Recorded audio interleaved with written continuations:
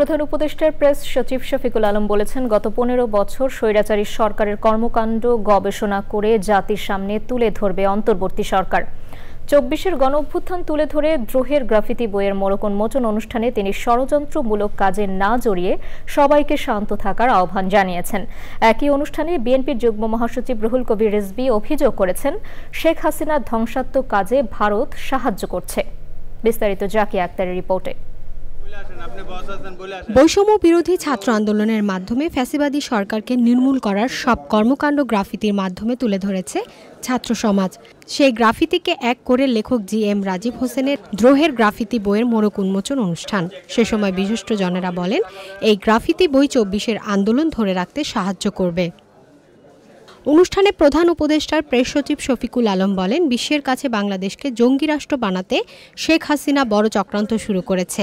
ছাত্রদের এই আন্দোলন কোনো রাজনৈতিক দল যেন বিকৃতি করতে না পারে, সেজন্য গণ অভ্যুত্থানের প্রতিটি কাজ লিপিবদ্ধ করা হচ্ছে। ইউনুসকে ঘিরে আছে কারা? জঙ্গি লিডার। এটা কেন করছে জানো? এটা খুবই ওয়েল অর্কেস্ট্রেটেড ক্যাম্পেইন এবং এটা ইন্ডিয়ান মিডিয়াও এটার সাথে জড়িত। তারা মিলিয়নস অফ ডলার খরচ করছে এই হাসিনার অলিগার্কগুলো। সে একটা নতুন ন্যারেটিভ তৈরি করতে চাচ্ছে, ওয়ার্ল্ডে বুঝাইতে চাচ্ছে যে তুমি যে এটাকে গণঅভ্যুত্থান বলতেছো সেটা আসলে গণঅভ্যুত্থান না।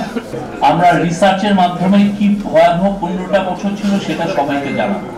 প্রত্যেকটা ক্যাম্পাসে সেমিনার করব, প্রত্যেকটা দেয়ালে সে যে অন্যায় অবিচার করেছে সেটা আমরা লিখে রাখবো, যাতে বাংলাদেশে এই পতিত স্বৈরাচার এবং তার সাঙ্গপাঙ্গ জীবনেও যাতে না ফিরে আসতে পারে। বিএনপি যুগ্ম মহাসচিব রুহুল কবির রিজভী বলেন, অন্তর্বর্তী সরকারকে নিয়ে সমালোচনা হবে, তবে এই সরকারকে ব্যর্থ হতে দেওয়া যাবে না। পার্শ্ববর্তী দেশ থেকে শেখ হাসিনা উস্কানি দিচ্ছে এবং তাকে সাপোর্ট করছে তাদের পলিসি। এটা তো বাংলাদেশের সার্বভৌমত্বের উপর সরাসরি হস্তক্ষেপ, ভয়ঙ্কর রকমের হস্তক্ষেপ।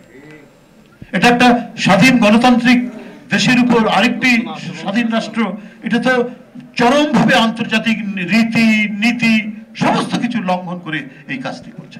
ছাত্র জনতার অভ্যুত্থানের এই বিজয় যেন ব্যর্থ না হয় এবং জনগণ যেন আক্রান্ত না হয়, সেদিকে সবাইকে সজাগ থাকার আহ্বান জানান রিজভী। Zakia Akter, Channel I, Dhaka.